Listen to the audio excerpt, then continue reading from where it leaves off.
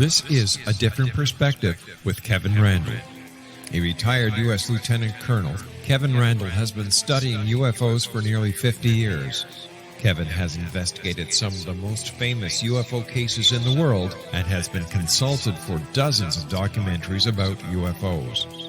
Considered one of the leading experts into the Roswell UFO crash of 1947, Kevin has written more than 25 books about UFOs, including the recently published Roswell in the 21st Century. Now, here is the host of A Different Perspective, Kevin Randle.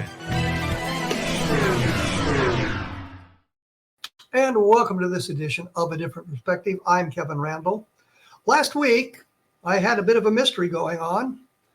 I had talked about a blob of light hovering over a vacant lot across the street. I had no idea what it was. I knew it had nothing to do with aliens. It was not a spacecraft of some kind, although the probe did remind me of the little probe in Earth versus the Flying Saucer that got into the factory, but that's another argument. And I put up on the blog the video from that and asked if anybody had any solutions, let me know. Surprisingly, I got a number of people who told me it was a spider. And I thought, nah, it can't be right. And looking at that, it was probably a spider, and the web, as it was coming down, the strand of silk, I guess, from the spider was causing the looking as shifting around and that sort of thing.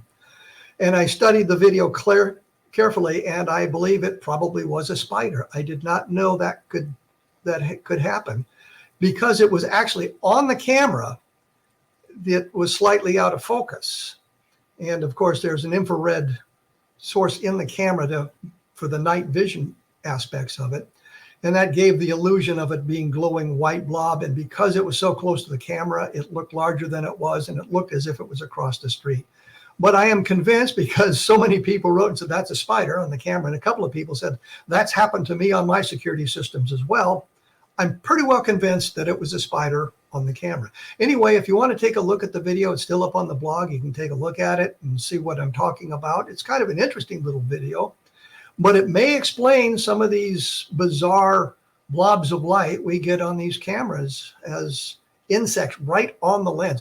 I had bees and wasps come up right to the camera, and it's really kind of neat footage, but I didn't realize that at night we would get that kind of thing. So that explains that mystery. It has now been solved. In just a moment, I'll be joined by Dave MARLER, who is, I guess, responsible for what we now call he's the executive director. I'm sorry, I look at my notes. The executive director of the National UFO Historical Records Center. I don't know why I can't remember that name. It's just I can't. He's has a lifelong interest in the subject of UFOs. He joined the Mutual UFO Network in 1990 as a field investigator.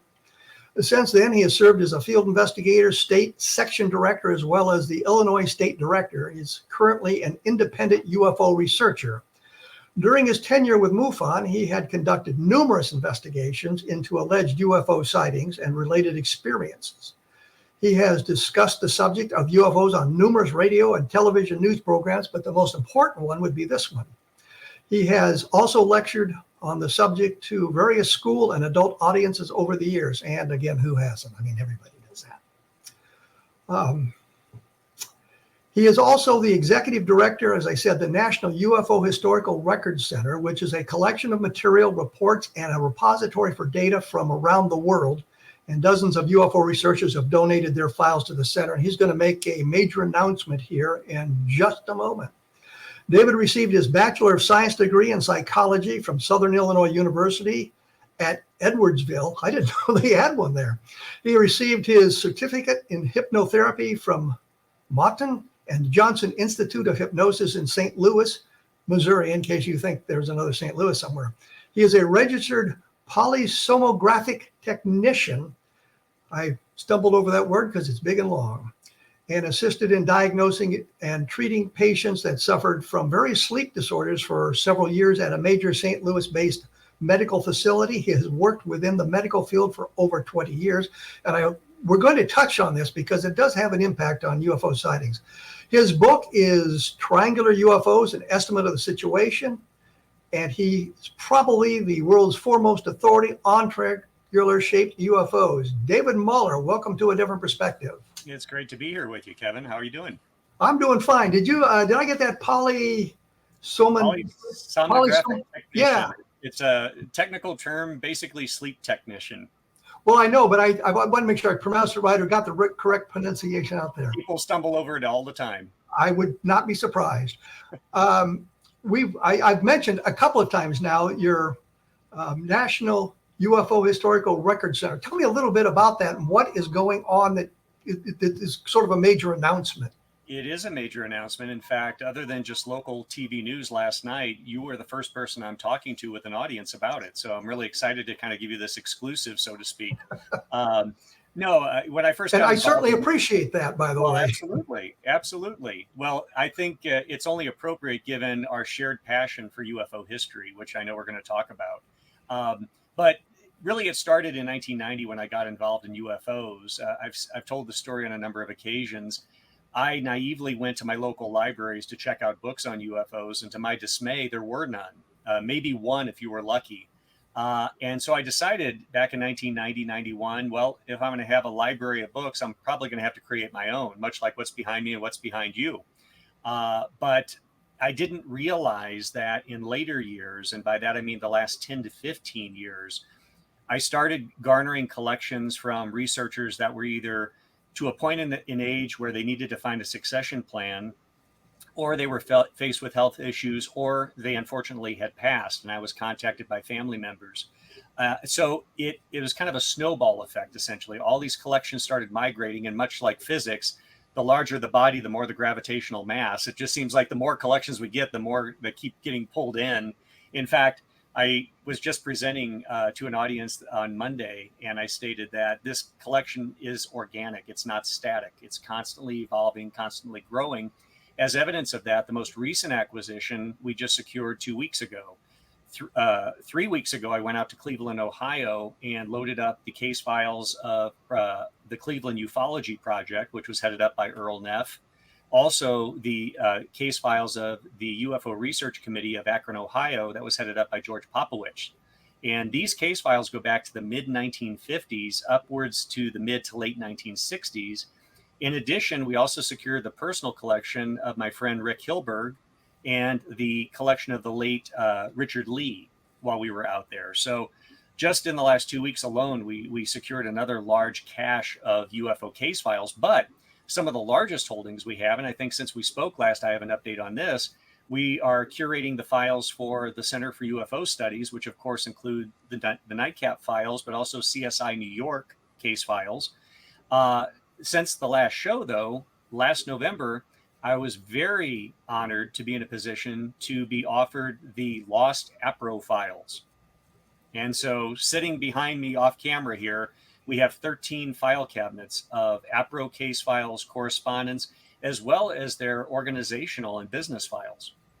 Well, what's interesting about this, and I'll bring up the Level-Land book that I had done. As I was going through the Level-Land materials, I found a reference to Air Force officers being on site that night with the sheriff. Mm-hmm. And they were close enough to the sheriff's car. The sheriff said that he'd seen the object in the distance, a streak of light, according to the Blue Book files. Yes. But when you look at the interviews he conducted prior to the Air Force investigation, then years later, he got much, much closer and described an object rather than a streak of light. And the next day, the police mechanic inspected his car. And the only reason they would have done that was because his car stalled.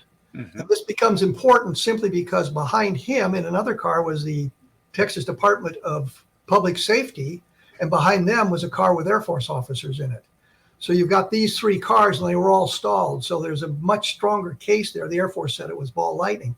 But by going through this older material, you come across those nuggets and you don't know what's buried in those files. Well, speaking of that, I knew you were going to mention Level-Land at some point because we both love that case.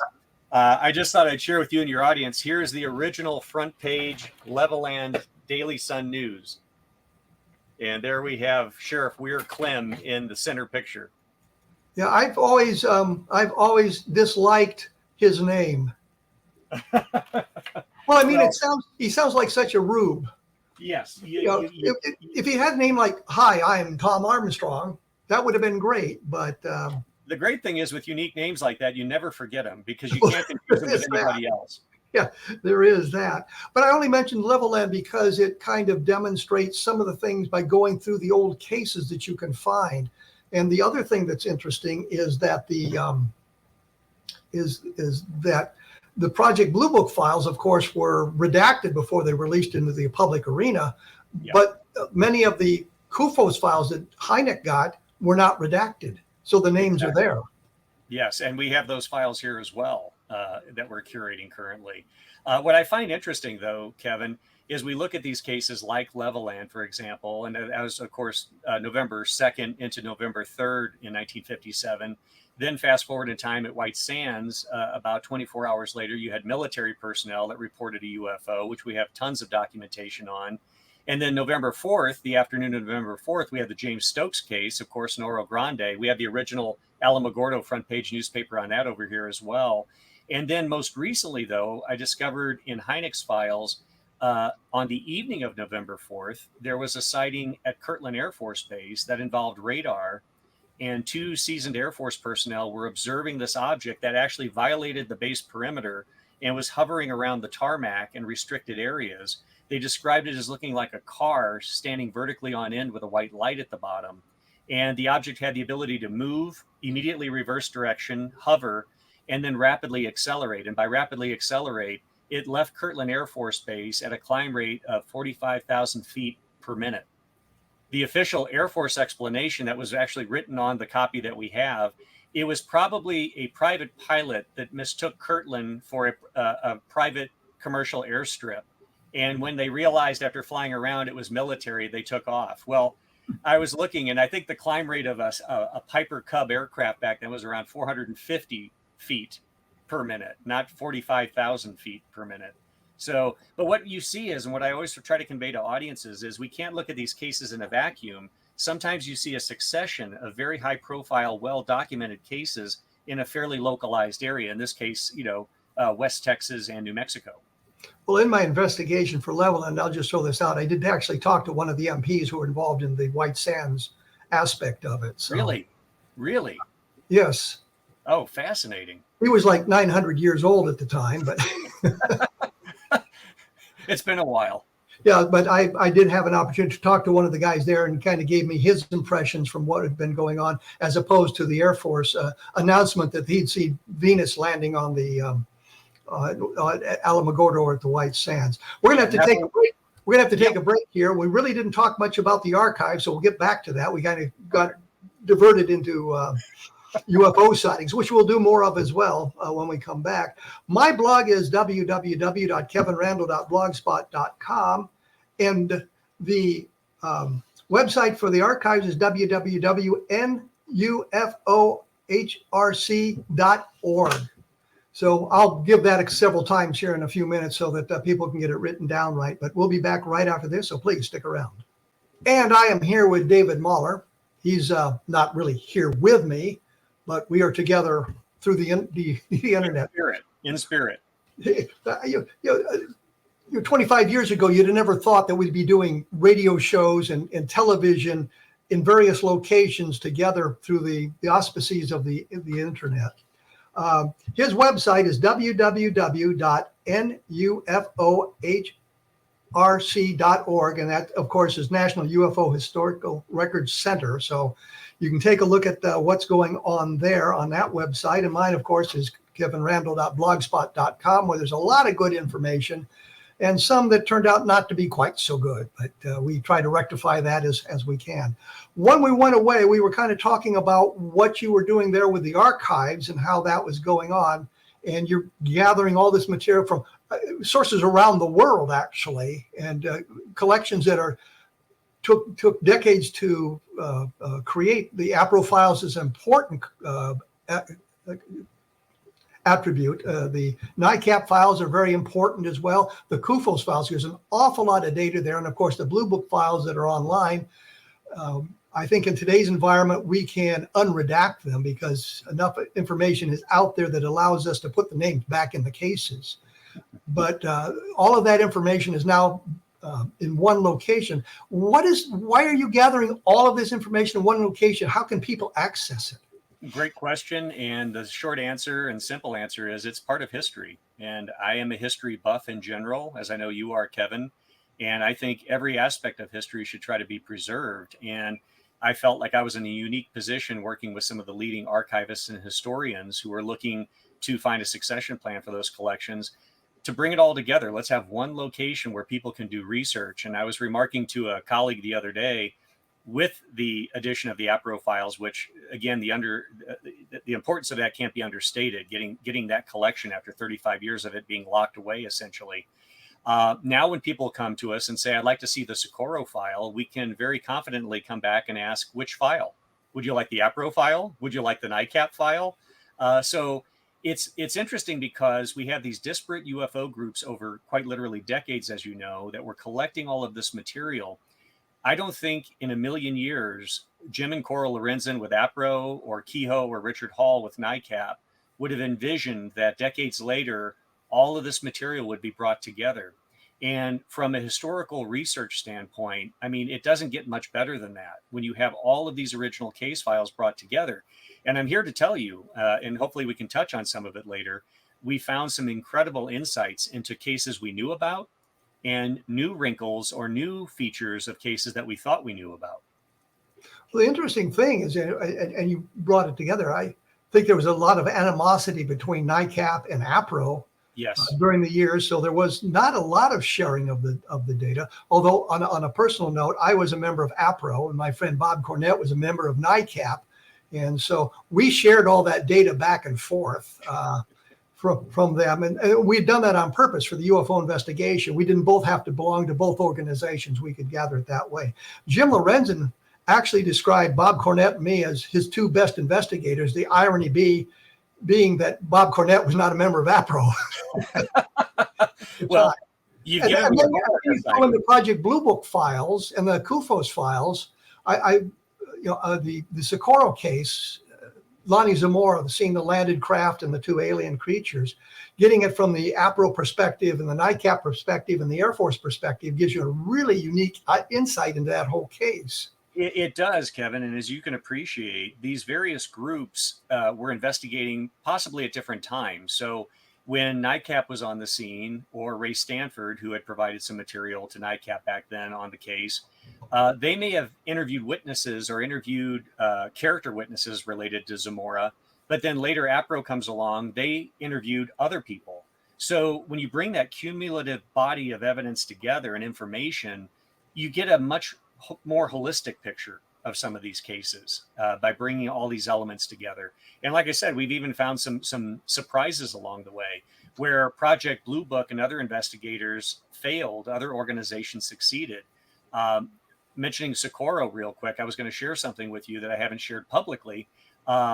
We found that they had a very extensive case file. APRO had an extensive case file, not just on Socorro, but on what I always felt was an kind of represented case, the La Madeira case, that the Air Force wrote off as a drunk eyewitness, Mr. Orlando Gallegos, up in northern New Mexico, who reported seeing a very similar object. And what was intriguing is, and I have it right here because I thought this might come up in conversation, you can see we have letter from New Mexico State Police to Jim and Coral Lorenzen. And not only do we have the letter, and Kevin, I think will appreciate this as a historian, we never had detailed information regarding the La Madeira case. David Kingsbury with the New Mexico State Police in the APRO file, in the correspondence, provided Jim and Coral Lorenzen a hand-drawn sketch of the landing site and the burned area and the surrounding area. In addition to that, he also provided color photographs of the landing site. Now, the main area that we would go to for the La Madeira case were newspapers as well as the Project Blue Book file. But if you recall, the La Madeira case occupied essentially one page. It was 2.5 pages dedicated to the La Madeira investigation, if you can call it that. And I feel that they summarily wrote off Orlando Gallegos. Ironically enough, though, within about 24 to 36 hours, based on the original letters from the state police, Martin Vigil and David Kingsbury were on the scene interviewing Orlando Gallegos. And when you read these letters, they make no reference or inference to the fact that this witness was not credible or that he was drunk. And so this gives us new insights into this secondary case related to Socorro. Well, one of the other points that is interesting, that Hynek was, of course, in Socorro and learned about that case, and he wanted to stay on extra days and go to La Madera to investigate it. And the Air Force said, no, you're there to do Socorro, you come on home. And I think we see that through any number of cases in the Project Blue Book files. Ruppelt got off the airplane in Washington the morning after the sightings there at the Washington National Airport in 1952, and realized there was something going on, and his orders only allowed him to stay in Washington for 1 day or 2 days, and he wanted it extended. And they said, no, if you'd stay there, we're going to count you as AWOL. And I found a couple of other references where Ruppelt wanted to do something and be involved in a case, and he was denied permission to do that. Yeah. And so you've got the Air Force investigation going on, allegedly to find out what's going on in the world of UFOs, and they just denied Ruppelt the opportunity to do that. And that's an important point you bring up, because I know people paint with a broad brush with regard to Project Blue Book. And some people say there's even no value looking at Blue Book. And I've always disagreed. I've always stated you don't have to agree with the Air Force conclusions. But as you know, going through Hynek's files over the years, there is good information contained within those files. Just ignore the Air Force conclusion and formulate your own. Well, one of the other things is there was a case from March of 1952, which I may have discussed last week. I got involved in looking at it because there seemed to be some kind of electromagnetic effect involved. Mm-hmm. The Air Force said, well, we investigated it March 29th. We talked to people who were in the area. They didn't see anything. Nothing was going on. It's probably not a good case. Turns out the case really took place on March 14th.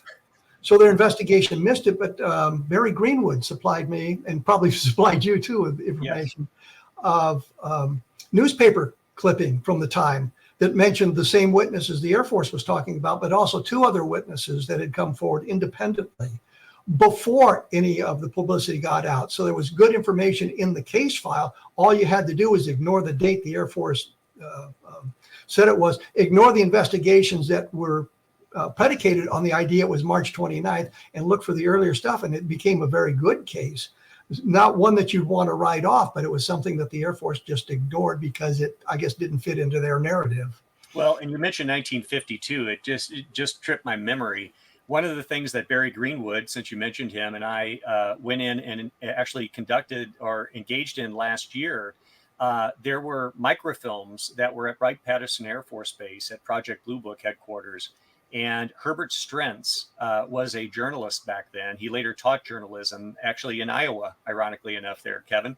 And he went to meet with Major Quintanilla with regard to his thesis that he was working on, which we have a copy of now in the archives here. And it was on... Whose thesis? The Herbert Strentz. His thesis as opposed to Quintanilla's book. Correct. Okay. Yeah, let's make a distinction there. Herbert Strentz was writing his thesis on the American media's attitude and reporting on UFOs and flying saucers. He scheduled a meeting with Quintanilla, showed up at the appointed time, and was in the waiting area, and Quintanilla was running late. And so while he was standing there, he's looking at some file cabinets, and they had these little yellow boxes, which we have now over here in the archives, about 32 rolls of microfilm. And he was looking at these, and Quintanilla comes rushing in, and he apologized for his tardiness. His previous meeting had ran over, and Herbert Strentz stated, "Oh, that's fine. I was just looking at these boxes that you have stacked up here." And Quintanilla proceeds to tell him, "Oh, those were microfilms that we made of news clippings that we gathered in 1952." And if you recall, Kevin, Ruppelt references that they subscribed to a news clipping service in 52 to keep up with all of the reports and all of the newspapers. He said, we didn't have room to store them, so we eventually microfilmed them later in 1952. And those are the microfilms. And he said, we were actually getting ready to discard them. And he looked at Strentz and said, would you be interested in those? And yeah. Lit Please, up like put them in my car. He said, he goes, that's why I'm here. He goes, my thesis is to document the media's coverage of the UFO subject. So Strentz walked out of Wright-Patterson with all of these microfilms. And then later in years, met with Barry Greenwood. Barry received them from Strentz. And then now they're residing here. but they've only been on microfilm. Last year, we digitized all of these rolls of microfilm, literally hundreds, Kevin, of 1952 news clippings covering not only the DC roundabout sightings, the Washington, DC sightings, but other sightings across the country. Well, I did a book called Washington Nationals, cleverly just updated and sold to Russia, by the way, which dealt with that activity and talked about how the sightings built into July of 1952, which resulted in my very favorite banner headline on a newspaper from the Cedar Rapids Gazette: "Saucers swarm over Capitol." Banner headline. I'm thinking that's right out of a science fiction movie if I've ever seen one. Oh, absolutely. I have one over here off camera from Arizona Republic. Jets put on saucer alert. 24-hour watch to blanket U.S. And that was in the wake of There you go. We're going to get back into that in just a moment and some of these interesting sightings. I'm going to have to take another break here. And once again, your website is www.nufohrc.org. That's the National UFO Historical Records Center. And mine, of course, is www.kevinrandle.blogspot.com. And when you're interested in the Washington National sightings, as we were just talking about, as I said, I did a book about that, and that there's more information available on my blog. Interestingly, I talked to Dewey Forney and Al Chop. I mentioned this simply because they were in the radar room on the second night of the Washington Nationals, and I got their takes on what they were seeing, which is not quite what the Air Force would have you believe. So been able to gather some of these interesting insights myself. As I say, we'll be back right after this with David Muller talking about UFOs, but not UAPs, and having a good time. So please stick around. And I am here with David Muller. We're talking about UFOs in his archives. And one of the questions I have not gotten an answer to yet, I'm going to ask it again. You've just signed a deal with the Albuquerque School District for the storage of the archive. Specifically the Rio Rancho public school system, which is a suburb of Albuquerque. For those that aren't familiar with the New Mexico area, yes, we literally had the meeting on Monday with the school board. This has been a work in progress, Kevin, literally over the last year and a half, working with city, county politicians. And in those meetings, ultimately, it led me to the public school system. And I have to commend the school board and Michael Baker, the chief operating officer. They saw the vision that we had of preserving this as history.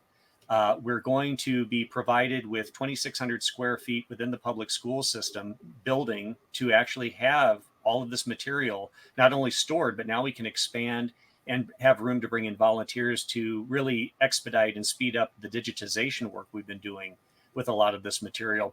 I think it's an unprecedented partnership to have this much history related to the UFO subject now in partnership with an educational institution. I must be very clear, though, because both the school system as well as our organization want to emphasize this. We are not here to indoctrinate kids into believing in UFOs, aliens, extraterrestrials. We want them to appreciate the history of the subject predicated on original documentation, as we were discussing earlier in the show. But more specifically, we want to take it beyond UFOs. UFOs is a starting point. We want to use it as a springboard. I think you'll appreciate this, Kevin, to teach the kids about how radar can be affected by atmospheric phenomena, such as temperature inversion, how it can affect radar, how optics can be involved.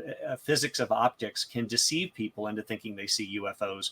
I like to say it's not going to be so much just about UFOs, probably more so about IFOs, as you were talking about at the top of the hour with your little light hovering over the yard. These are things that we can teach the kids about, but also critical thinking skills and the investigative process, how we as legitimate investigators go in and try to deconstruct some of these cases, ultimately to find a prosaic explanation with the understanding there's a smaller subset that still defy explanation after trying to do that. And a general public, how can they access these files if they're wanting to do research? How do they get involved with that? Absolutely. The best thing is to go to our website and contact me directly. We will have a physical archive that will be here in Rio Rancho as part of the school system. We are in the process of having those buildings renovated. Our tentative move-in date will be August of this year, and we plan to have a grand opening ceremony with politicians, the school board, tentatively an October timeframe. But we understand that not everyone lives in or near New Mexico. And so that's why we're doing the digitization work. And we hope to secure funding for a major project. Now that we have the facilities, the next step is to secure funding to get a secured server and upload literally terabytes of material that we have, Kevin, in the form of films, videos, photographs, audio recordings, case files, correspondence, news clippings. We want to upload that so everyone will have access to it worldwide. And I might add, in this day and age of ufology, at no charge. We're not here to charge people. We're not here to make money. My philosophy has always been the information, the knowledge belongs to everyone. It should be no different than a traditional library or historical archive. If you want information, you should have access to it regardless of your financial status. So these files, the digitized files, will be online and will be searchable in some fashion? Once the funding's secured, to get the secured server and to hire someone that would be an IT specialist to help us, because it'll be a huge undertaking. I don't welcome that. I'll do all the other stuff, but I'm going to have to relegate that to someone else. So that's not my wheelhouse. Well, you said you've digitized an awful lot of the material and that sort of thing. Have you made much progress on that? Is there still literally terabytes of material to be digitized? We have so much, Kevin, but to our friend that we alluded to earlier, Barry Greenwood started digitizing the historic CSI, NICAP, and CUFOS files. I continued that when those files were relocated here in November of 2020. My daughter is actually helping me prep the files. As you can appreciate, there's rusted staples, paper clips, there's glue that has basically disintegrated. So we have to use acid-free glue sticks to put those news clippings back on the backing sheets, remove all the staples. It is tedious, laborious work. But in doing that, now that we'll have these facilities, we already have all of our high-speed scanning equipment. We just need more square footage to actually do the work. So the point is we're primed and ready to really expedite that. And Dr. Mark Rodiger with CUFOS, who we both know, he is anxiously awaiting the conclusion of that project. And I will tell you and your audience, the next project I have in mind, large-scale project, once the NICAP CUFOS files are scanned, my goal is to digitize in color the lost APRO files and make those available. Yeah, I contributed heavily to the APRO files at one point. So, well, and Kevin, you mentioned that you were an investigator. I have a homework assignment. You mentioned that we have all of the membership forms, all of the resumes, applications, and even ID photos of all the members and investigators worldwide. I'm going to go in those files. I'm going to find your application and send that to you. I actually still have I just found the ID card the other day and going, really? Boy, is that guy young. Well, I'm going to look for you in the files. And if I find anything, I should be there. I should be there. What about MUFON? Are they involved in this at all? They're not involved in this at all. Admittedly, MUFON would be the other data set that's out there, at least as far as United States ufology. I think, they have their own mission, their own goals. But as I was remarking to someone, with no disrespect to MUFON, much like CUFOS, much like NICAP, and I think you'll agree, Kevin, they were never created as a historical archive. All of these organizations were created as an investigative research organization. We take pride in the fact that we are truly the first organization whose mission is to be an archive, to be a resource for the general public and the UFO research community. So the files that MUFON has developed over the years are not going to be available at this time. Is there any discussion that maybe at some point everything will be linked together? Well, we were going to actually reach out next year. As you can appreciate, we've been busy with securing the facilities, but we were looking at 2025, trying to reach out to MUFON. Rob Swiatek, who's on my board, of course, is on the board of MUFON as well. So we have an easy way to facilitate trying to get a meeting scheduled. But we also have a lot of filming coming up. We've got the Canadian Broadcast Corporation, who will be out here in 2 weeks, and then later in 6 weeks to do filming for a major documentary that's focused on the history of the subject. And when they found out about what we were doing and what we were doing with the public school system, they were extremely enamored with incorporating that into the documentary. So between that and rallying our volunteers, and as you can imagine, moving an archive of this size and getting it organized, I'm going to be extremely busy between now and January 1st, 2025. Well, you won't be bored anyway. And I have a family and a day job, I might add. And you're gathering materials from all around the world. It's just not the United States. It's all around the world that people are sending you their files. Yes, and I'm glad you bring that up, because we really created the organization. The inception of it was to have a national archive focused on United States history, the NICAP, the CUFOS files, the APRO files, things of that nature.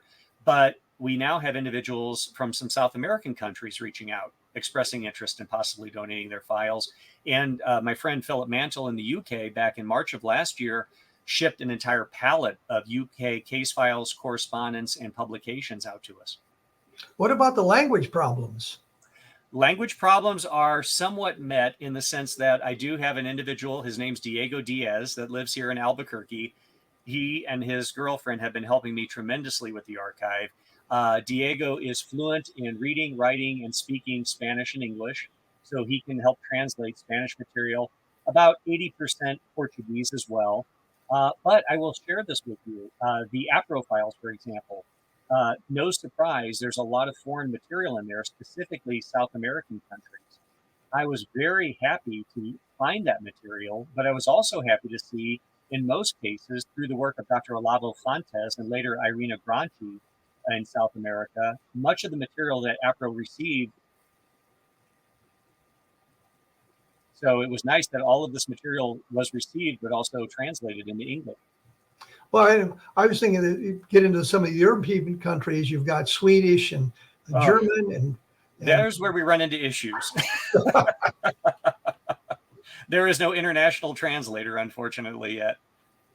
Well, I think they're working on that. I just saw something about that, so it might be something you'll have to look into. But you're getting materials from European countries. What about Africa? Anything coming from Africa? Nothing directly from Africa. However, I do believe we have some African material through the collection that we acquired a few years ago from Mr. Antonio Huneas, who had a vast worldwide collection of UFO material, including some files from Russia. Well, I think wasn't it Cynthia Hine, who was an APRO investigator? She lived in Africa, but she spoke English, so I guess that wouldn't be a real problem. Right. Yeah. And in fact, to be clear, we haven't even had time to systematically go through all of the APRO files. So to your point, we may find some African case files embedded in there. It's just an amazing treasure trove to secure this. And in fact, the individual who donated the files, Mr. Brian Myers, will be coming out in 2 weeks as well. It's going to coincide with the Canadian Broadcast Corporation being here. And yeah, we have our carpet being worn out with all the traffic coming through here. He is coming out because he contacted me about 3 weeks ago and stated, David, I thought I brought everything out. I just found roughly 1,000 more case files from APRO. I found original material from Dr. Hynek, and I also found some information from the group ICUFOR, International Center of UFO Research, that he and Tina Choate had put together. So we have another cache of APRO material coming out in 2 weeks. What about the Air Force files? I mean, there's a lot of stuff that didn't make it into Blue Book. Have you tapped into any of that? I mean, Barry Greenwood would be a person to help you with that, I'm sure. Oh, yeah. The one I referenced earlier in the show is this one from November 4th, 1957. This is one of the lost Blue Book files. And as you mentioned, Kevin, earlier, we have the file itself, but we also have Hynek's commentary and marginalia on some of these reports, which I think it really gives us interesting insights. And I mentioned the next scanning project would be the APRO files. The third project would be scanning all of Hynek's original material. I think it's very important, even though, as you alluded to earlier in the show, the Blue Book files for the most part are out there, but I would like to do color scans of Hynek's material. As you may recall reviewing those, Hynek characteristically usually used a red felt tip marker when he was making his commentary. So I think it's important to scan those in color so people can clearly see Hynek's commentary, which, as you know, were directly at odds with some of the Air Force investigations. In fact, we mentioned Levelland, Texas. There was a case back in 1957, nothing to do with the Levelland case that you wrote your book about, but two individuals, a couple, saw two top-shaped objects moving over Levelland that were belching smoke or steam. And the official Air Force explanation was aircraft. And you read the report, and it contradicts itself. In one paragraph, it states that there were no military aircraft in the area. However, it could have been a such and such jet interceptor piloted by Captain so-and-so. So the two paragraphs don't jive with one another. Hynek very astutely pointed out, was the pilot flying two jet interceptors? Because the witnesses described two objects, not one. Well, let me break in there because I'm going to have to take my break. You've run a little long, so I can't do a long commentary. I'm here with David MARLER. We're talking about his UFO archives and some interesting UFO cases he has found. www.kevinrandle.blogspot.com, and I will be back right after this. And I am here with David MARLER. We're talking about UFOs, basically. I have a question for you. I did a radio show on KTSM AM in El Paso, Texas, a number of years ago, mid-1990s. 2-hour programs interviewing a lot of UFO people. Is there a place for that sort of thing in your archives, these radio interviews with UFO researchers or witnesses or archivists? Absolutely, Kevin. I'm glad you bring that up because quite often I fall into the trap of talking about documents and documentation. But to your point, we have various media covering the 75 plus years of the history of the subject. One of the things that I love, and directly off camera here, is my audio studio. I have 2 reel-to-reel players as well as cassette players, micro cassette players. I've been digitizing reel-to-reels dating back as early as 1953, 1954. Some of these recordings that have survived.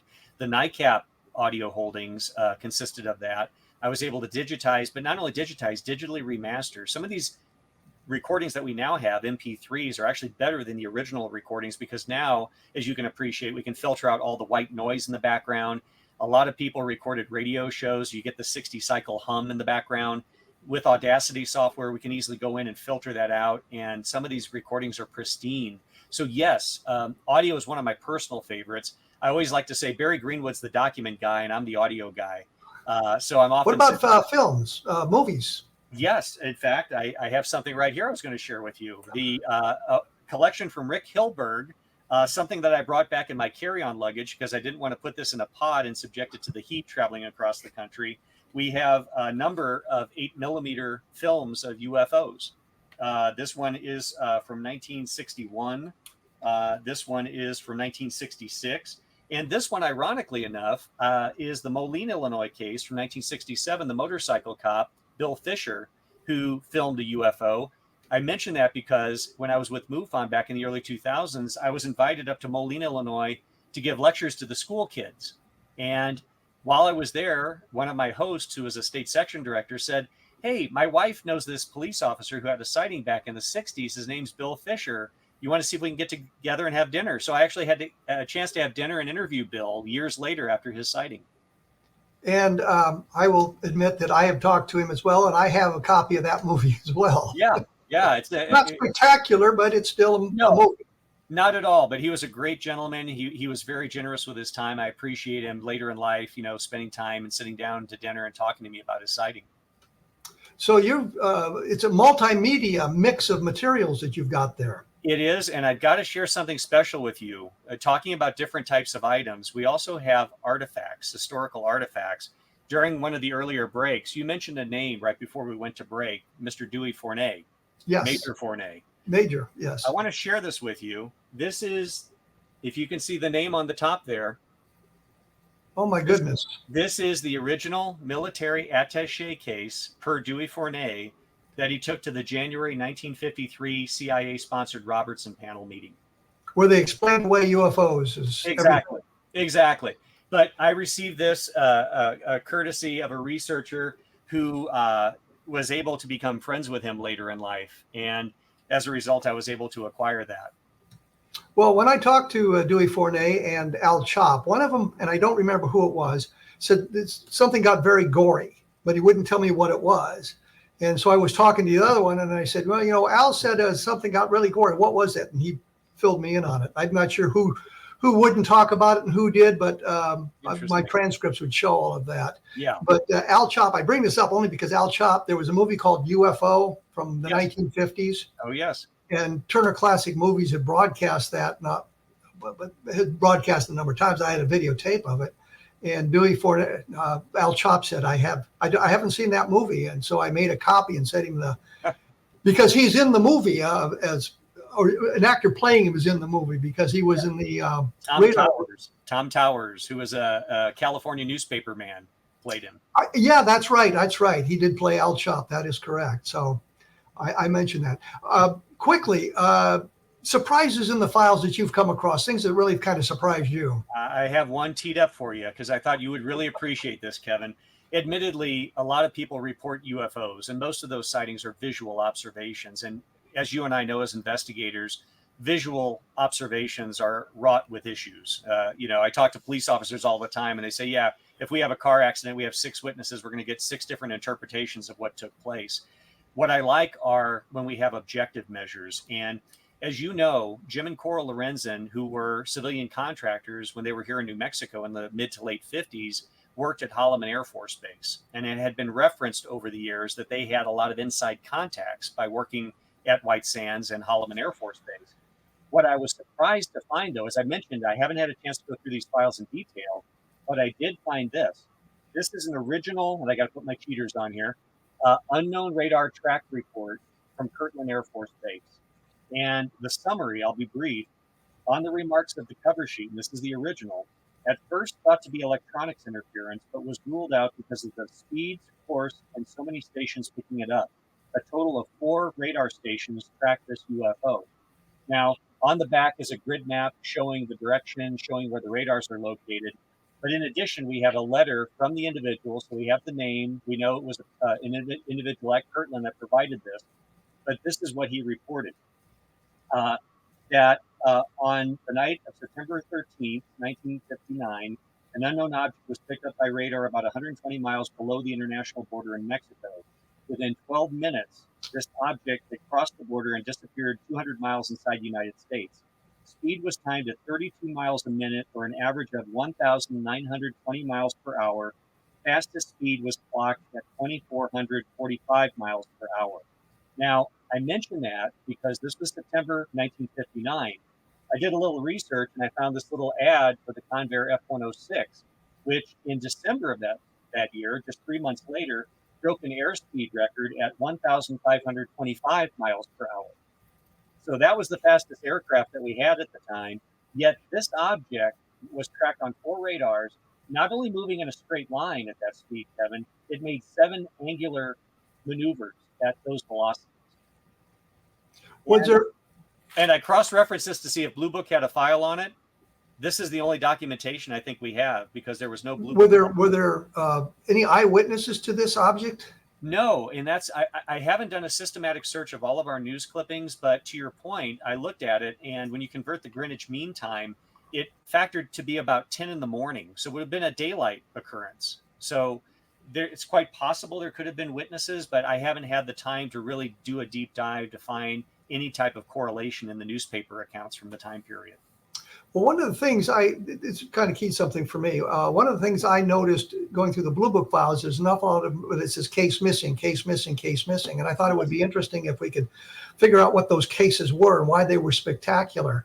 And I've got an index that does not have the names redacted, so I could put the names with the cases. Unfortunately, too often in the index it would say civilian military, and that doesn't help at all. But there were some cases with names were involved.